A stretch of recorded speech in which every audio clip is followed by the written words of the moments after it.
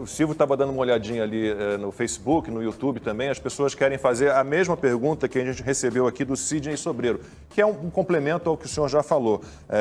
O que o Congresso tem feito para reprimir a atuação de facções criminosas nos estados? O que o Congresso pode fazer e tem feito? A nossa obrigação é alterar a legislação.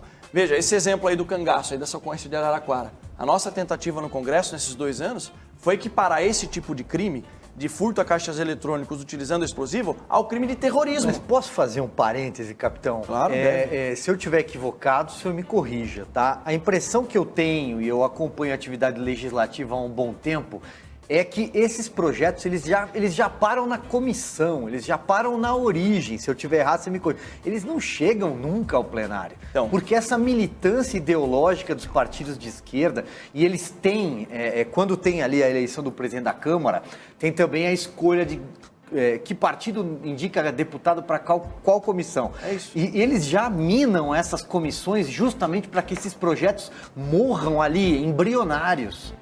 Você está parcialmente correto. Eu vou te trazer uma informação. Isso acontecia em legislaturas anteriores. Eu acho que a esquerda nem tem toda essa força hoje em dia, né? Infelizmente tem por nas comissões. Infelizmente tem, porque o combinado da esquerda para apoiar o Rodrigo Maia foi justamente essas pautas não deixar pautar no plenário. Nas comissões a gente avançou muito.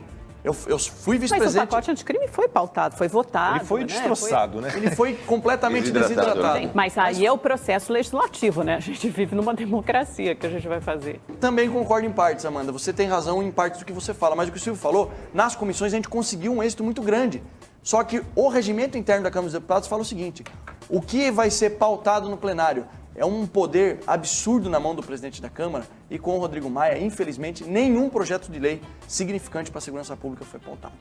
Nas comissões avançamos. Eu fui vice-presidente da Comissão de Segurança Pública, mas parava no plenário, não era colocado para votar. Eu não ligo de perder na votação. É isso que a Amanda falou, por isso que eu falei concordo em partes. Democracia existe para isso. Eu não ligo de perder no voto, mas vamos votar.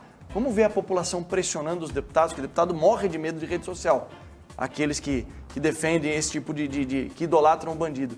Eu não ligo de perder no voto, mas infelizmente nem no plenário esses projetos chegam a ser analisados. Diógenes, e você, de que maneira reage? Por exemplo, tivemos nas últimas eleições para governo do estado no Rio uma candidata dizendo que o assalto ele é legítimo, porque o assaltante tem o direito a ter o que você tem e ele não teve condições de ter. É mais ou menos a história de todo bandido é uma vítima da sociedade. Eu vejo assim como uma definição, uma palavra para definir isso é uma hipocrisia, né? Nós somos um país muito desigual, a Covid-19 mostrou o tamanho da nossa desigualdade e eu acho que até um pouco por conta disso, as pessoas acabam confundindo uma coisa com outra, né? Por exemplo, na medida que o capitão Derrite citou aqui a questão de não subir numa favela, né? Nós estamos prejudicando as pessoas que moram lá, porque a esmagadora maioria das pessoas que moram numa comunidade é gente de bem. É gente que acorda cedo, pega 3 ônibus para trabalhar, pega mais 3 ônibus para voltar para casa. E não é refém da polícia, é refém de traficantes. É refém desses criminosos. Né? Então esse é um aspecto que causa muita estranheza para nós. E eu queria também deixar registrado aqui um fato emblemático, né? Quando o capitão Derrite, deputado, citou aqui essa questão da soltura de presos, né? Do CNJ.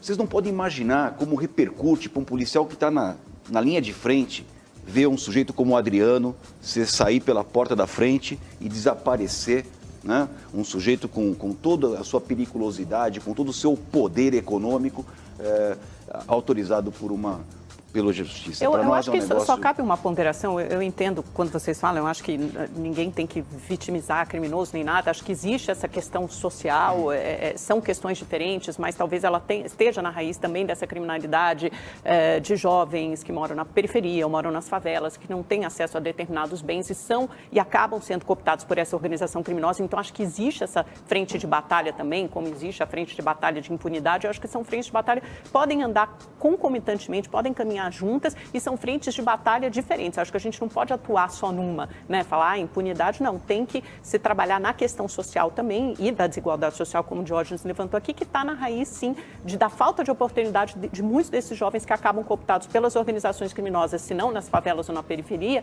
mas depois nos presídios. E também tem que se endereçar a questão da violência da polícia, porque muitos jovens desses morros e crianças acabam mortos em confronto entre policiais e bandidos e muitas vezes por armas de policiais, né, como a menina Ágata e mil outras aqui que a gente recorda no Rio de Janeiro. Eu nunca vi um estudo, Amanda, até hoje, que relaciona a pobreza com criminalidade, né? Ou seja, a pobreza gera criminalidade. Mas eu posso dizer, como policial que fui durante 30 anos, que se nós tivéssemos um país um pouquinho mais igual, ou um pouquinho menos desigual, acho que muitas crianças optariam por seguir um caminho da honestidade e da decência, de ser um trabalhador correto, do que migrar, mas tá aí, é exatamente isso, é exatamente E também isso. admito que nós temos, obviamente, numa instituição, né, falando da minha polícia militar, com 83 mil homens na ativa, né, pessoas que têm desvios de conduta. Então isso acontece também.